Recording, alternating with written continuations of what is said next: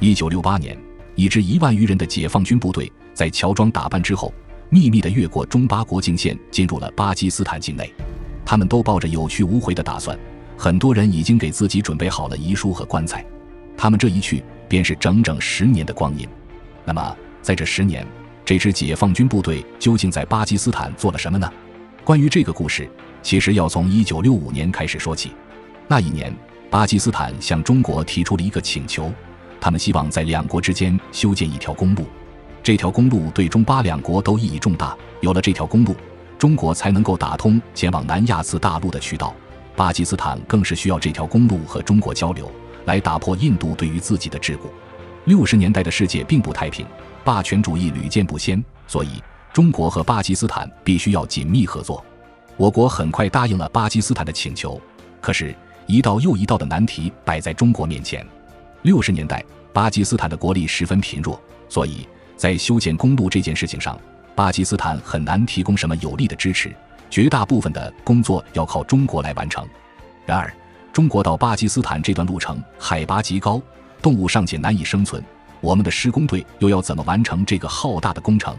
而且这条公路所影响的不仅是中巴两国，消息一旦传出去，周边邻国必然会出来捣乱，恐怕大洋彼岸的美国也会借机生事，所以这件事情在完成之前要绝对保密。1966年3月18日，中国政府和巴基斯坦政府在北京签订了关于修筑中国巴基斯坦公路的协议。协议中规定，这条路的修建由巴基斯坦的工兵部队以及中国的新疆建设兵团来共同承担。中国为这条公路的修建提供5亿经费，同时保障施工队生活的条件。为防止消息外泄，在众多的官方文件之中，这个任务被代指为1601工程。随后艰巨的挑战开始了，两国的施工队很快到位，而他们要挑战的是海拔高达6000米的喀喇昆仑山脉。此处冬季是茫茫冰川，夏季则洪水泛滥，雪崩、塌方、地震之类的自然灾害数不胜数。施工队最初开工的时候，甚至找不到一个支点。巴基斯坦方面压力很大，他们本来就人手不足，物资匮乏，技术方面更是一片空白。要怎么去修建这条公路？这个工程耽误不起，毕竟国际形势每时每刻都在变化。万一巴基斯坦政府方面又出现了动荡，那么我们为之努力的工程将毁于一旦。为了加快工程的进度，1968年，周总理决定进一步抽调兵力，前去援助中巴公路的建设。于是1万名解放军战士接到了这个绝密的命令。他们很清楚，自己这一去面临的将是空前恶劣的环境，而工程什么时候完成，则更是一个无人知晓的答案。但是他们并未退缩，在向家人道别之后，他们便义无反顾地踏上了这段或许没有归程的路。摆在他们面前的是数十座海拔惊人的山峰。为了保证公路的运行，战士们需要在山峰之间打通隧道。然而经年积雪的冰山很难支撑这样的工程，我们当时所拥有的技术也很有限，何况任何技术在6-7千米的海拔上都有些微不足道。但是战士们纷纷表态，越是困难越要挑战，为了国家义不容辞。为了解决高山上无处落脚的问题，他们最后想出了一个极其危险的办法，那就是在施工的时候，战士们用简陋的安全绳拴在腰部，另一头系在山崖上，靠着绳子的支撑，在半山腰开凿隧道。除了这根绳子，他们没有任何可靠的安全措施，一旦出现问题，他们就会跌落万丈深渊。另一部分战士则组成了专门的推土机部队，在悬崖上运送土石。悬崖上可供行动的面积很小，甚至有些地方只能容一人通过，推土机上的各个零部件几乎都是靠战士们一步一个脚印硬扛上来的。而且由于山脉遮挡，所以照明状况很差，更不要说通电。战士们的照明设备就是头上所绑着的一个小灯。炸山开路的过程并没有人们想象的那么干脆利落，在此盘踞数千年的岩石已经坚固无比，所以战士们只能两两一对，一个人拿着钻机，另一个人带着火药，钻一个洞，放一点火药，引爆炸开一点之后再继续往下开凿。很多时候炸药面对坚固的岩石都是无效的，可能忙活了半天，最后只炸开了小小一个指甲盖大小的石头，这或许是现代版本的愚公移山。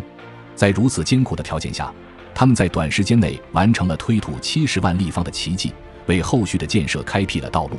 同时他们要面对的不仅是峻岭高山，还有脚下的湍急河流，河水足以吞没他们的生命。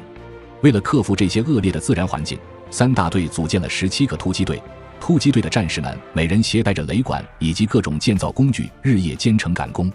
一个地点完成之后，来不及休息，立刻又要跨越不知多少公里，赶到下一个地点。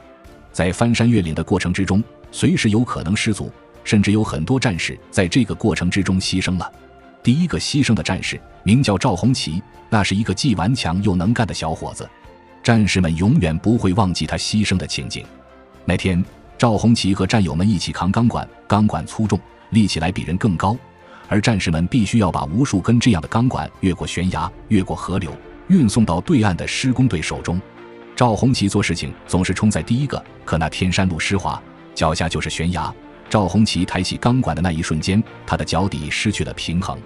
战士们只听得赵红旗一声惊呼，再回过身时，他已经坠入了悬崖之中。战友们哭喊着想要去救他，但是已经太晚了。赵红旗的名字从此永远和这条公路连在了一起，人们绝不会忘记这样一位战士的牺牲。在战士们进入巴基斯坦几个月之后，严酷的冬天来了，这意味着修建公路会变得更加艰难。天上开始连绵不断的飘雪，积雪覆盖了整个山区，一脚踩下去甚至会没到膝盖。气温降到了零下30度，而更绝望的是，在喀喇昆仑山脉，冬季会持续漫长的6个月。这样的环境并不适合施工，可是两国的人民都等不起了，所以3大队作为主要的工程建设队，决心留在喀喇昆仑山脉继续开山修路。今天的人们已经很难想象，他们是凭着怎样的意志力熬过了茫茫寒冬，而且在这样一个生存尚且艰难的环境里，他们的工程却是一天都没有停下过。6个月之后，后续的部队休养归来，他们惊喜地发现，3大队已经奇迹般地炸开了所需的隧道，自然环境的恶劣并没有阻挡他们的脚步。冬天过去之后，本该迎来充满希望的春天，然而留守在巴基斯坦的战士们却迎来了一场更大的浩劫。1969年7月，夏天到来，气温升高，雪山上的水开始急剧的融化，河流水位顿时暴涨。这一地区常常爆发洪水，战士们有心理准备。但不幸的是，1969年爆发的还是一场百年不遇的特大洪水。那时候中巴公路已经修建了一部分，可洪水一冲过来，战士们辛苦搭好的钢架一瞬间被冲得无影无踪，无数人的心血就这样轻飘飘地毁在了一场洪水之中。解放军战士的生命安全也遭遇着严重的威胁。在洪水肆虐之下，几个施工点都完全被切断了，通信信号也失去作用。战士们只能相互搀扶着登上高处，互相鼓励，思考着下一步的办法。在洪水面前，绝不能坐以待毙。几个负责施工的战士想到了一个巧妙的办法，他们找到了2处工地之间连接的粗钢丝，虽然构架都已经被冲毁，但是钢丝还能支撑几个人通过。他们便采用惊险的滑行方式，从钢丝上一路滑到了对面的工地，并且他们携带了工具，在钢丝上重新架起了吊桥，这才终于恢复了几处工地的联络。战士们没有时间恐惧，在洪水渐渐退去之后，他们立刻投入到了新一轮的工程之中。很难想象，这些战士们也不过20-30岁的年纪，个个都很稚嫩，但他们又如此顽强地扛起了这项几乎不可能的工作。在稍有的闲暇时间，看电影成为了他们难得的放松。当时被调任到巴基斯坦的电影放映员回忆，部队里安徽人和湖北人的数量非常多，所以大家最喜欢让他放的就是黄梅戏。有些战士一边听一边还拿出本子，在上面一句句的记戏词，小声地跟着哼唱。放映员知道战士们真是想家了，无数战士在喀喇昆仑山脉一起听黄梅戏的场面，可能是任何电影都拍摄不出来的奇景。积雪终年不化，狂风肆虐呼号，战士们相互依偎着，坐在悬崖峭壁之间，听着黄梅戏的声音从放映机里一点点地传出来。那些听戏的战士们，有些人回到了故乡，而有些人再也没能回去。他们的遗体被安葬在新疆的烈士陵园，他们的灵魂依然守护着这条凝聚着无数人心血的公路。浩大的工程仍在继续，不过胜利的曙光慢慢出现了。在几条山脉接连贯通之后，公路的修建变得顺利许多。1971年，第1期工程终于结束，一部分战士也在这一时期返回故乡，巴基斯坦的工兵自发地过来为他们送行，巴基斯坦政府更是专门举办了告别的仪式。这么多年过去，虽然日子过得很艰苦，可是中国和巴基斯坦双方的士兵结下了深厚的友谊，甚至早已把彼此视为家人。当然，更多的战士依旧留在这里，只有等到这条公路全线完工才能离开。不过好消息是，公路的一部分已经可以投入使用了，曾经不可征服的喀喇昆仑山脉如今也可以被人类跨越。战士们的征途继续向南，不过那也意味着地势更加险峻，出现了更多的伤亡。支援巴基斯坦建设的医疗队也开始了不眠不休的忙碌，他们的医疗指挥部和战士们一起挺立在悬崖峭壁上，物资永远不够，出现重伤患的时候，战士们时常争先恐后为战友们献血。同时，医疗队还肩负起了一部分对于巴基斯坦平民的医疗援助。那时的巴基斯坦医疗条件非常落后，平民百姓生了病或许只能等死，但是中国的工程队却让他们有了活下去的希望。在工程医疗队里，无论是中国解放军还是巴基斯坦军队，亦或是巴基斯坦的老百姓，大家如同一家人一样彼此扶持，跨越了血缘、民族、语言上的障碍，结下了永不消逝的情谊。毛主席一直非常关心这条公路的建设情况，虽然那时他已病得很重了，但清醒的时候他总是会询问公路现在修建到了哪里，还有多久能完工。